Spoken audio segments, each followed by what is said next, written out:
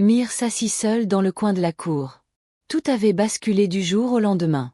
La mort de son mari Jonas. Jonas était tombé malade brusquement, sans avertissement, un soir où rien ne laissait présager le malheur. Et en quelques jours, la vie s'était envolée de son corps. Elle n'avait pas compris. Après les funérailles, une tante s'était approchée d'elle comme on transmet un secret interdit. La femme, Tanti Akofa, lui avait dit « Dans notre famille, ce n'est pas nouveau. Toi, tu n'es pas la première. Ta tante a enterré 3 enfants morts-nés.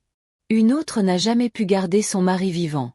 Cette chose, elle nous suit depuis des générations. » Mire avait protesté, refusé de croire à cette malédiction familiale. Elle avait répondu avec une conviction qui se voulait ferme. « Tanti, ne t'inquiète pas, mon sang a été lavé, racheté à la croix de Golgotha. Ce qui est arrivé avant moi s'arrête avec moi. » Mais même alors qu'elle prononçait ces paroles, elle sentait au fond d'elle une peur. Les jours suivants, elle s'efforça de reprendre le cours de sa vie. Elle priait, jeûnait, répétait que Dieu seul décidait de son destin. Mais parfois, dans ses nuits sans sommeil, les paroles de Tanti Akofa revenaient la hanter. Cette chose nous suit depuis des générations. Une partie d'elle refusait d'admettre que Jonas avait simplement été rappelé par Dieu. Non, ce n'était pas naturel. Les mois passèrent. Mire se retrouva seule, veuve, jeune encore. La solitude l'écrasait. Chaque soir, elle priait, les yeux gonflés de larmes. Puis un jour, un autre homme entra dans sa vie, Pascal. Cet homme mûr, respectable, pieux. C'était un homme déjà avancé en âge pour un premier mariage, mais qui avait gardé une bonne image sociale et morale, ce qui le rendait encore plus crédible aux yeux de Mire. Le temps fit son œuvre et Pascal finit par demander sa main. Mire accepta. Le mariage fut célébré dans la joie. Les premières semaines de leur vie commune furent simples, presque banales. Puis une nuit, Mire se réveilla brusquement. La chambre était plongée dans un silence, seulement troublée par la respiration régulière de Pascal. Elle se tourna vers lui et vit l'impensable. À ses yeux, une silhouette féminine floue était couchée sur son mari. La chose n'avait pas de visage, mais sa forme rappelait sans équivoque celle d'une femme. Pascal, lui, ne réagissait pas. Son corps bougeait pourtant légèrement comme s'il répondait à des caresses invisibles. Le corps de Mire était figé par la peur. Elle regardait, impuissante, tandis que la silhouette semblait s'unir à son mari endormi. Puis soudain, la présence disparut. Pascal reprit un souffle profond. Ses yeux se rouvrirent comme s'ils sortaient d'un profond sommeil. « Qu'est-ce qu'il y a ? Pourquoi tu me regardes comme ça ?» demanda-t-il, surpris par l'expression terrifiée de sa femme. « Tu n'as pas vu ?» réussit-elle à balbutier. « Vu quoi ? De quoi tu parles ? Une femme, elle était là avec toi. » Pascal éclata d'un rire nerveux. « Mire, tu es fatiguée. Ce sont des illusions, des fantaisies de ton esprit. » Puis il roula sur le côté et continua de dormir, inconscient de ce qui venait de se passer. Mais Mire savait ce qu'elle avait vu. Ce n'était pas une illusion. Quelque chose avait partagé leur lit cette nuit-là. Au matin, elle osa aborder le sujet. « Pascal, il y a quelque chose avec nous. Je le sens, je le vois. Tu dramatises. Ce sont tes peurs. Il faut avoir la foi, répondait-il, agacé. Les jours passaient et aucun enfant ne venait remplir la maison de Mire. Chaque mois, l'attente se terminait dans la déception. La misère s'était installée dans leur foyer. Le salaire de Pascal ne suffisait plus à couvrir toutes les charges et se perdait dans des dettes accumulées. Parfois, Mire n'avait même pas de quoi acheter un simple paquet de serviettes hygiéniques. Elle découpait de vieux vêtements pour se débrouiller. Elle ne comprenait pas ce qui se passait. Dès que Pascal recevait son salaire, il ne lui restait plus rien. À peine rentré de la banque ou du bureau, son argent disparaissait comme de l'eau versée dans le sable. Pour Mire, c'était comme si une main invisible ponctionnait leur foyer. Mais le plus dur, ce n'était pas la pauvreté, c'étaient les nuits. Presque chaque nuit, Mire se réveillait en sursaut. Toujours les mêmes rêves, des bras invisibles qui l'enlaçaient, un poids qui l'écrasait, une présence qui la possédait sans qu'elle puisse crier. Quand elle ouvrait les yeux, son corps était trempé de sueur et parfois même, elle sentait encore le contact d'une peau froide contre la sienne. Quand elle osait en parler, les réponses étaient toujours les mêmes. À l'église, elle avait approché une sœur après le culte. « Ma sœur, je souffre la nuit. Il y a quelque chose dans ma maison, quelque chose qui nous empêche de vivre normalement. La femme lui avait serré la main. Ma sœur, persévère dans la prière. Augmente ton jeûne, Dieu fera le reste. Un autre jour, elle confia ses peurs à une voisine chrétienne. J'ai l'impression que Pascal n'est pas seul dans notre lit. Ce sont des attaques. Mais Dieu est plus grand. Multiplie les veillées, ma sœur. Toujours la même rengaine. Prie, prie, comme si c'était une clé magique. Alors, parfois, seule dans sa chambre, Mire se surprenait à se moquer intérieurement. Ceux qui me disent de prier, est-ce qu'ils supporteraient seulement la moitié de ce que je vis? Eux, leurs lits sont tranquilles la nuit, leurs ventres sont pleins, leurs enfants rient dans la cour et moi, chaque fois, on me dit, prie, comme si la prière était une baguette magique. Elle se reprenait vite, honteuse d'avoir laissé ses pensées les effleurer. Comment pouvait-elle seulement imaginer que la prière ne servait à rien? Elle secouait la tête comme pour chasser cette idée impure. En dehors de la prière, que lui restait-il vraiment? 7 ans étaient passés depuis leur mariage et la maison de Mire restait sans enfant. Pascal supportait de moins en moins ce vide. Il rentrait à la maison le visage dur, parfois même sans saluer. Pascal aborda un sujet que Mire redoutait. Une nuit, il parla. On ne peut pas continuer comme ça. J'ai entendu parler d'un homme dans un quartier pas loin. Il aide ceux qui sont bloqués. Ce n'est pas un pasteur, mais il a ses méthodes. Mire le regarda, choqué. Tu veux dire un féticheur? Pascal baissa les yeux, mal à l'aise. Appelle-le comme tu veux, mais au moins, lui, il agit. Elle secoua la tête. Pascal, tu sais que ce n'est pas la solution. On ne peut pas ouvrir cette porte. Alors quoi? On prie encore 7 ans? Tu veux que je reste seule, sans descendance, pendant que les autres me regardent? Le ton était monté. Mire resta silencieuse, déchirée. Un soir, Pascal lâcha. Mire, j'ai déjà trop attendu. Si tu n'arrives pas à me donner d'enfant, je prendrai une autre femme. C'est peu après cette menace qu'elle accepta de suivre son mari chez le féticheur. Quelques semaines plus tard, ils s'y rendirent ensemble. Le féticheur n'attendit même pas qu'il parle. Ton mari a une femme qui n'est pas de ce monde. Elle partage ton lit depuis longtemps. Tant qu'elle sera là, tu n'auras pas d'enfant. Mire avait déjà vu, déjà ressenti cette vérité, mais l'entendre ainsi de la bouche d'un étranger glaça son sang. Que devons-nous faire? Demanda Pascal, la voix basse. Le vieil homme hocha la tête. Il faut couper le lien. Et une fois que tout sera accompli, vous reviendrez pour les remerciements. Le rituel fut fait cette nuit-là. Des incantations, des libations, un animal sacrifié. Mire ne comprit pas tout. Elle n'osa même pas tout regarder. Elle ferma les yeux, se répétant que c'était pour sauver son mariage, pour enfin enfanter. Quelques mois plus tard, son ventre s'arrondit. Elle n'osait pas y croire. Ces années de larmes s'effacèrent en un instant. Pascal retrouvait son sourire. La naissance de l'enfant fut accueillie comme un miracle. Pascal, fier comme jamais, paradait avec son fils dans les bras, comme pour montrer au monde que la honte de leur maison était enfin levée. Quelques semaines plus tard, Mire et Pascal présentèrent leur fils à l'église pour la bénédiction. Ils s'avancèrent jusqu'à l'autel, le bébé emmailloté contre Mire. Le pasteur posa une main sur le front de l'enfant et pria à haute voix. « Seigneur, nous te rendons grâce pour ce don précieux. Protège-le.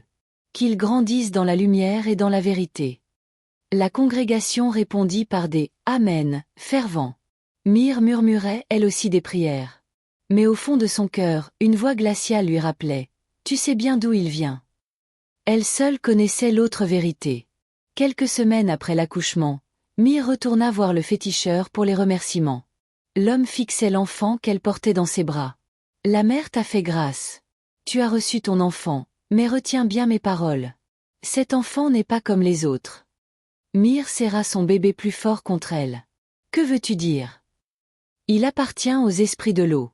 Pour qu'il reste dans ce monde, tu dois respecter un tabou. » Il ajouta, « Jamais il ne devra manger de poisson-chat, ni manger de nourriture préparée à base d'huile rouge, ni du gombo. » Mire sentit son cœur se contracter. « Mais comment vais-je faire? Comment surveiller un enfant tout le temps? » Le vieil homme haussa les épaules. « C'est ton fardeau. Tu as demandé, tu as reçu. Maintenant, tu dois garder. » À la maison, elle en parla à Pascal. « Le féticheur a dit que notre fils ne devra jamais manger de silure ou d'huile rouge ou du gombo. » Le visage de Pascal resta calme. Ce n'est pas grand-chose, Mire, un simple interdit. Nous suivrons ce qu'il a dit et tout ira bien. Mire le regarda. Il semblait soulagé, presque rassuré, comme si l'affaire était close.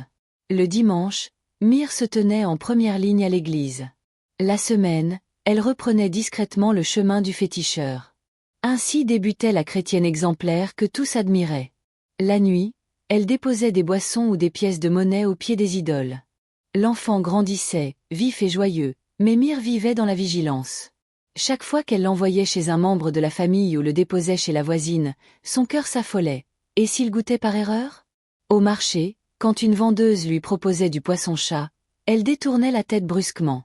Un soir, alors que son fils Darrel dormait paisiblement, elle resta longtemps à le regarder. Mire sentit des larmes couler sur ses joues. Elle murmura pour elle-même. « Mon fils, mon miracle, mais à quel prix es-tu venu ?» Les années passèrent. Le petit miracle de Mire était devenu un adolescent. Pascal se redressait la poitrine en parlant de lui. « C'est mon fils, le mien. » Mais derrière ce tableau lumineux, Mire vivait dans une angoisse permanente. Plus l'enfant grandissait, plus il lui échappait. On ne surveille pas un adolescent comme on surveille un nourrisson. Alors, elle se contentait d'interdits vagues, parfois maladroits. Ne touche jamais à ce poisson, ce n'est pas bon pour toi. Mais pourquoi, maman? Tout le monde en mange. Parce que j'ai dit non. Point. Chaque fois, son fils haussait les épaules, déjà las de cette surveillance sans explication. Le jour de la fête scolaire arriva. Les enseignants avaient mobilisé les élèves. Chaque élève devait apporter un plat préparé par sa famille.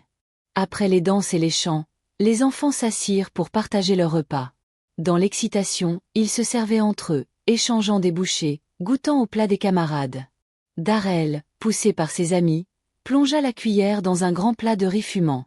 Le goût était délicieux, relevé d'épices, mais dans la sauce, un morceau de poisson-chat, tendre et braisé. Il en prit sans réfléchir, riant comme les autres, inconscient de l'interdit qu'il venait de briser. « C'est bon, hein ?» lança son camarade en éclatant de rire. « Trop bon, » répondit-il, la bouche pleine. Ce fut un moment anodin pour les enfants, un simple partage de repas. Les jours qui suivirent, tout paraissait normal. Mire, rassurée de le voir en bonne santé, ne se doutait de rien. Darrel dit « Maman, je vais jouer avec mes camarades. » Pas loin, juste au terrain. Mais au lieu de s'arrêter au terrain de football, ses amis proposèrent un autre plan. « Et, aujourd'hui, on ne joue pas ici », lança l'un d'eux, le visage illuminé d'un sourire complice. « On va à la plage, on va s'amuser là-bas », renchérit un autre. Déjà excité par l'idée, Darrel hésita une seconde. Mais comment dire non à ses camarades? Comment accepter d'être traité de peureux, de lâche? Alors, il les suivit. Quand ils atteignirent la plage, les enfants riaient, couraient dans le sable, s'aspergeaient d'eau salée. Au début, Darrel resta en retrait, joint au ballon sur le sable sec. Mais peu à peu, il s'approcha de l'eau. Ses amis l'encouragèrent. « Viens, tu as peur ou quoi ?» Il hésita, puis un sourire malicieux éclaira son visage. « Non, je n'ai peur de rien. » Il entra dans l'eau. Sur la berge, un vent soudain se leva. Les vagues, d'abord douces, se firent plus fortes. Les rires se brisèrent d'un coup. Les enfants, pris de panique, commencèrent à battre des bras pour regagner la rive. « Sortez vite !» cria l'un d'eux, la voix étranglée par la peur. Ils sortirent en toussant, haletants, leur corps ruisselant d'eau salée. Mais une fois regroupés sur le sable, l'un remarqua l'absence de Darrel. « Attendez, où est Darrel ?» demanda-t-il, le regard affolé. Les autres se tournèrent brusquement vers la mer.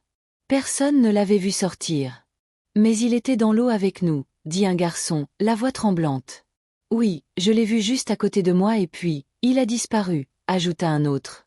Ils scrutèrent la surface agitée, leurs yeux cherchant désespérément une main levée, une tête, un signe de vie. Quelques hommes courageux, présents à la plage, s'étaient jetés à l'eau pour chercher le garçon. « Plongeant. Cherchons-le, » dit l'un des hommes. Ils fouillèrent, plongeant encore et encore, mais ne ramenèrent rien. Le corps s'était volatilisé. Avant même que le soleil ne commence à descendre, le quartier entier savait. Le fils de Mire avait disparu en mer. Les camarades qui étaient revenus en courant racontaient en désordre. On a crié, mais il n'était plus là.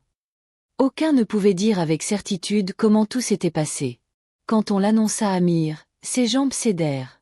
Elle tomba au sol. « Non, pas mon fils !» hurla-t-elle, sa voix se brisant en sanglots. Pascal ne disait rien. Il restait debout, ses yeux fixés au loin comme si sa raison s'était envolée. L'homme fort, respecté du quartier, paraissait impuissant. Les jours suivants furent un supplice. La mère gardait le silence. Le sable de la plage devint un lieu maudit pour Myrrhe où elle passait des heures à attendre, espérant un miracle, redoutant une vérité. Le 3e jour, à l'aube, un pêcheur retrouva enfin le corps.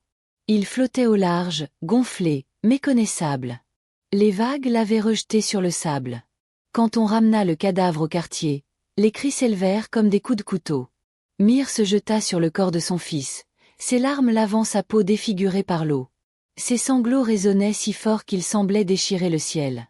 Quelques semaines après, le deuil avait transformé la maison en tombe silencieuse.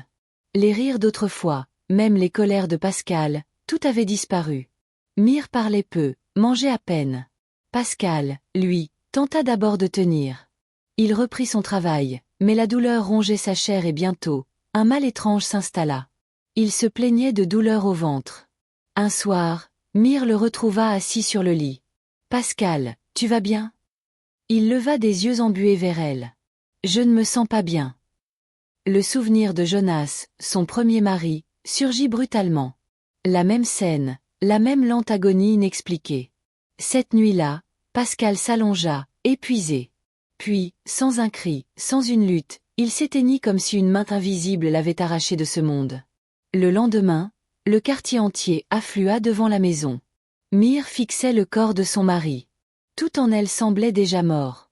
Quelques jours après, les paroles de Tanti Akofa, longtemps ignorées, revinrent frapper son esprit avec la violence d'un tonnerre. Cette chose nous suit depuis des générations. Elle comprit enfin. Ce n'était pas un hasard ni un simple enchaînement de malheurs. C'était une malédiction. Elle leva les yeux vers le ciel, la gorge serrée. J'ai cru à une seconde chance, mais j'étais condamnée depuis le début. Le silence de la chambre l'enveloppa. Seule la présence invisible d'un héritage maudit semblait l'accompagner. Et dans ce silence pesant, une seule pensée traversa son esprit. Le diable ne donne rien gratuitement. Jouer entre l'église et le fétiche, entre la lumière et l'ombre, ne mène qu'à la destruction. Il y a des épreuves qui paraissent insupportables. On prie, on supplie, on attend et quand rien ne vient, la tentation est grande d'aller frapper à d'autres portes. Mais la vraie foi, c'est d'accepter que le silence de Dieu est aussi une réponse. Car souvent, ce que nous réclamons avec impatience n'est pas encore prêt pour nous ou nous-mêmes ne sommes pas encore prêts à le recevoir. Merci d'avoir suivi cette histoire. N'oublie pas de t'abonner et de laisser un j'aime.